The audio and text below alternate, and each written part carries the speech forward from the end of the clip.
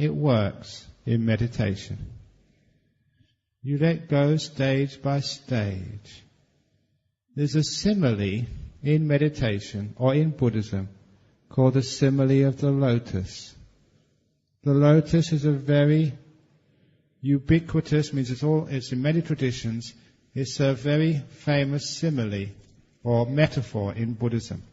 Especially in Tibetan Buddhism, there is a mantra called Om Mani Padme Hum. Do you know what that means? It means like homage to the jewel in the heart of the lotus. The jewel is the mani. Padme is in the heart of the lotus. Do you know what that jewel is? I'm going to tell you now. Imagine 1,000-petaled lotus. That 1,000-petal, you see many lotus or loti, whichever you want, many lotuses in the lakes and the ponds or the rivers here in Malaysia. You notice that lotus closes up at night.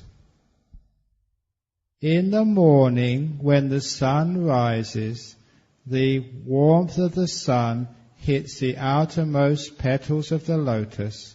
When it warms them up, the lotus opens, but only the outermost petals. Okay? Because the outermost petals open, it gives a chance for the next layer of petals to receive the warmth from the sun. So the next layer of petals opens up, which gives a chance for the sun to warm the next layer of petals. Layer after layer after layer opens up, as long as the warmth of the sun stays put. If a cloud comes up and obscures the sunshine and it gets cold, all those petals all close up again. Now, what does that mean with meditation, with actually the path of the Buddha? What it means is the sun stands for your mindfulness, your attention. All you need to do is be attentive, to know. You don't open up that lotus by taking your fingers and peeling the petals off one by one. You do not do this. You'll just spoil and damage the lotus.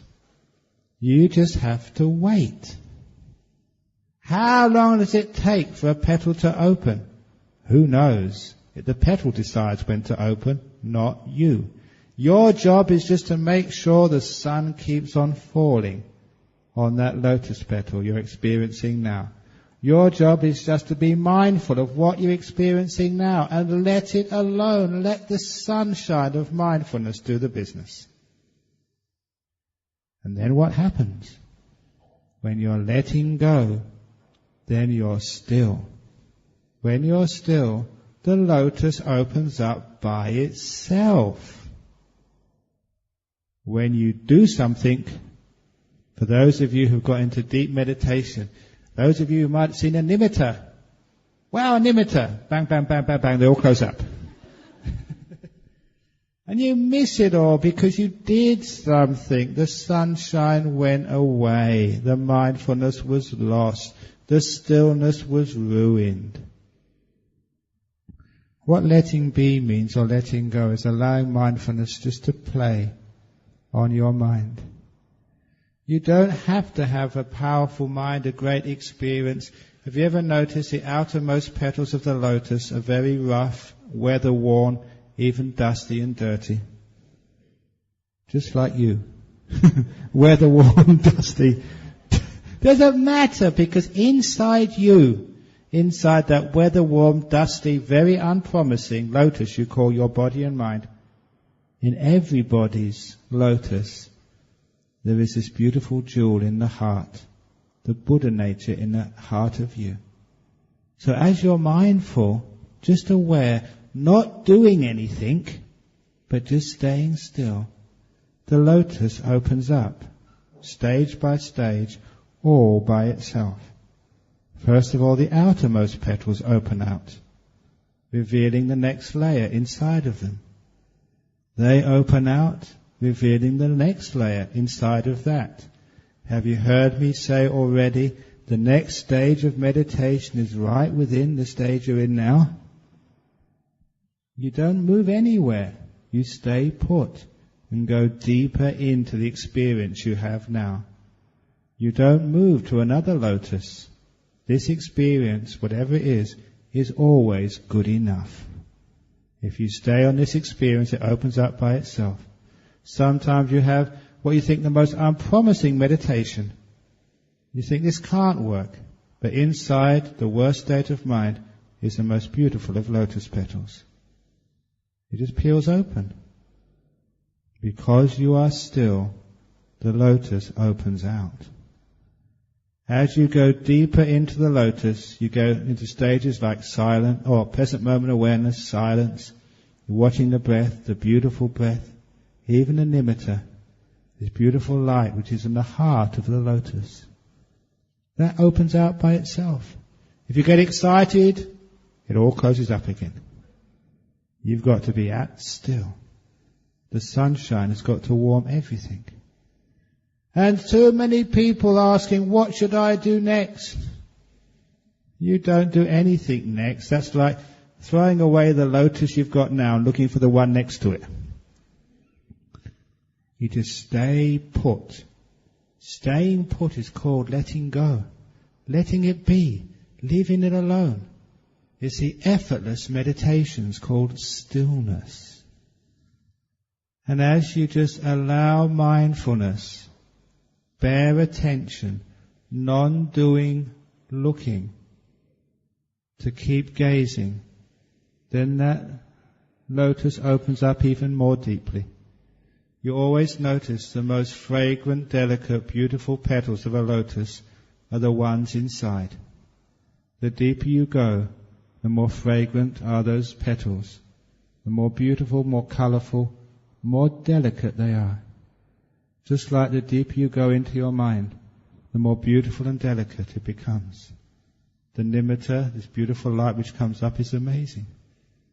And if that nimitta opens out, in the middle of that nimitta, just like the lotus petal opens, you find the wonderful first jhana. When that opens out, like the beautiful gossamer petals, it opens up to reveal the next layer, the second jhana, the third, fourth jhana, the first immaterial jhana, second, third, fourth immaterial jhana. And that holds in its middle. This is the last layer of petals, as you're going right into the heart of the mind, the center of you, the middle, where you come from. When that petal opens up, you finally see the jewel in the heart of the lotus. The wonderful thing which we celebrate with that Om Mani Padme Hum chant. And you know what that jewel is? You know what it looks like? You know why they pay homage to it? Because when that last layer of petals opens out, you see at last the Dhamma which the Buddha saw, the jewel in the heart of the lotus, which is, do you want to know? Do you really want to know? Yeah, it's emptiness. There's nothing there. That's why it is the jewel in the heart of the lotus, the most amazing, beautiful emptiness of anatta. Oh, that is so delightful. Because when you know there is nobody here, then you can really let go. You can really let it be. When someone calls you camel face, who they're calling camel face? No one in here to be camel face. Is it my face? Is it my body? Is it my feelings, my perceptions, my mental formations, my consciousness? There's nobody in here. So why is it you are striving so hard when there's no one in here? Now this is one of the problems of people.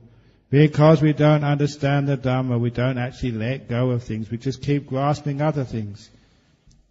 Many years ago, when I was a young monk, I was told you had to let go. So what did I do? I became a monk. I let go of girls. And you know what happened next? I started attaching to food. When you become a young monk or a young novice, food becomes very important to you. You eat a lot. You know why a person is called a novice when they become a young monk? That's right, no vice. That's what called novice. So anyway, food became... So what I'd done, I'd given up sex, but I've actually started attaching to food. So I said, put down the food, let it go. And then I started getting attached to something else. Have you ever noticed in life, whenever you let go of one thing, you pick up another thing? So I couldn't do this letting go business. I remember this was one monk. I saw him when we were eating our morning meal. He had his bowl full of food, and he was looking at it, contemplating his meal. And then he pushed it away. He said, I saw I was greedy, so I decided to overcome the greed. I pushed my food away. Then he contemplated a bit more and said, that's just pride. So he pulled his food towards him. Then he looked again and said, that's greedy. He pushed his food away. That's pride. Pulled it towards him. He was pushing his food backwards and forwards. Because as soon as you let go of something, you attach to something else. And that's one of our problems. As soon as you let go of your wife, you pick up another girl. That's not the way. The reason is because we've got an attacher, a self. That's what the self does. It always picks things up.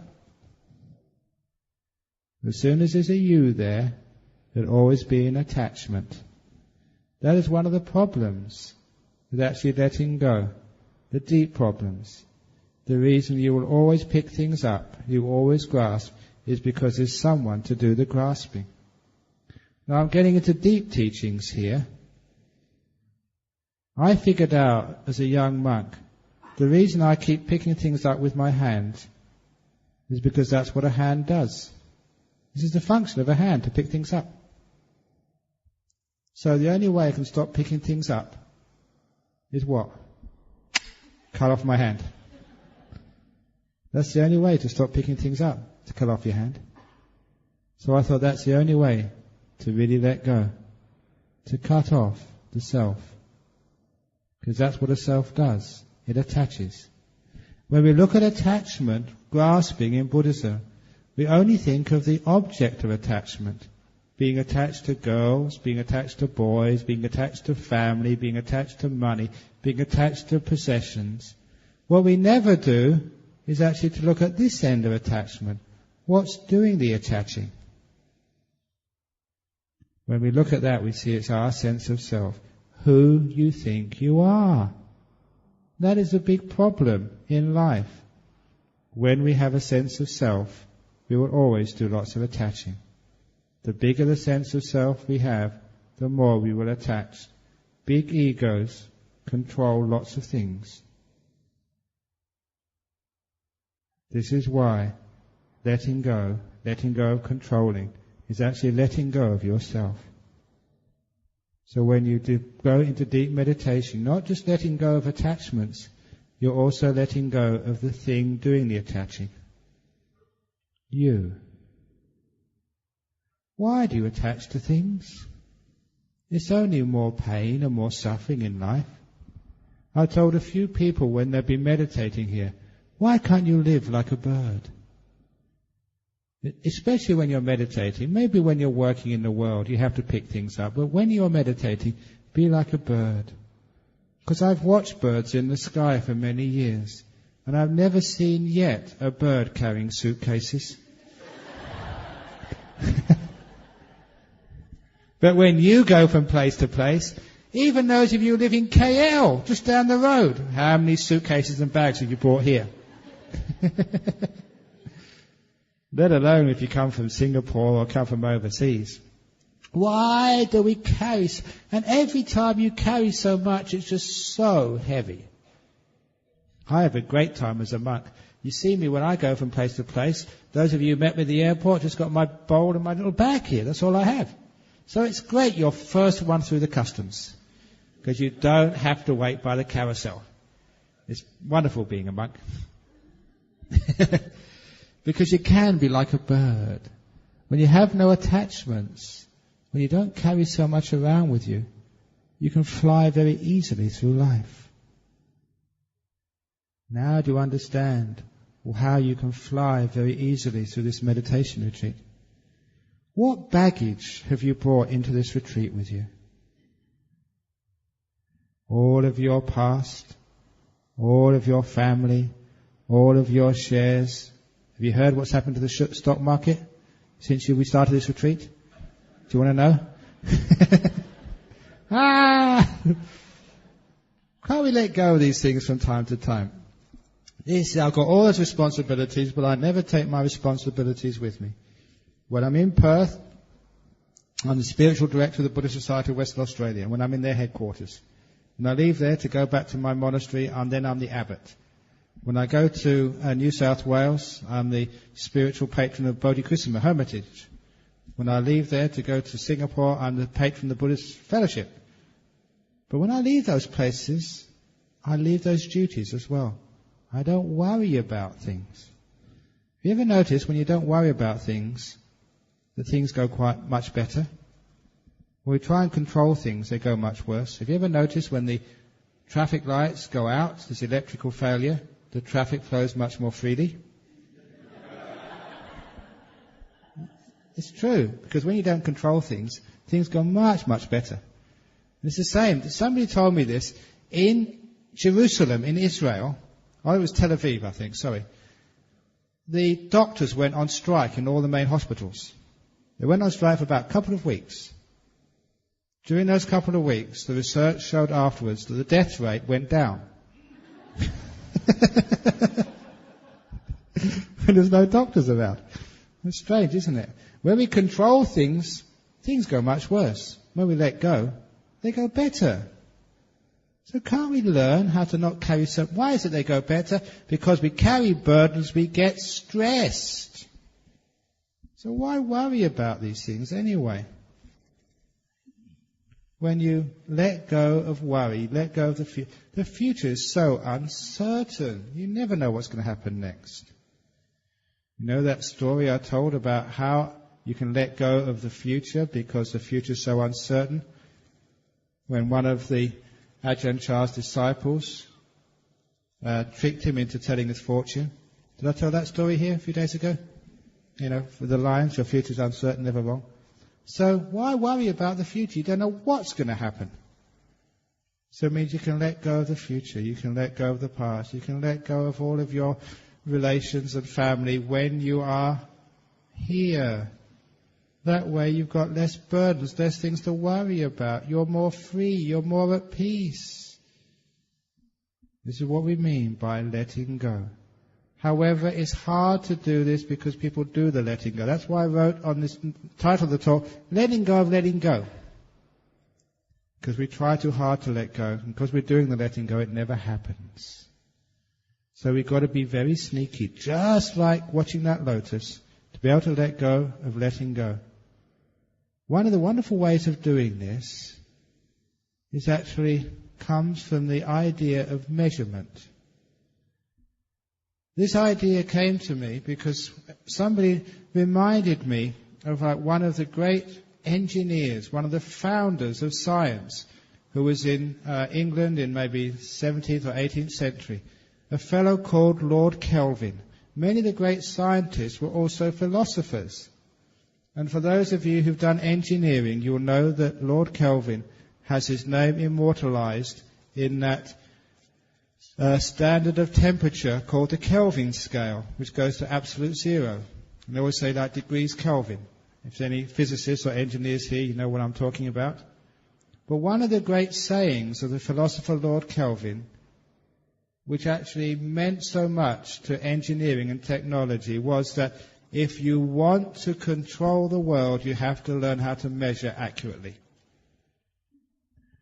So the Industrial Revolution in Britain and modern technology was all predicated, all based on learning to have accurate standard measurements. And once we sorted out our measurements, then technology, which is the control of our environment, started to happen. Measurement came first, control came afterwards. Any engineers here would understand what I'm talking about. But I turned that around. What happened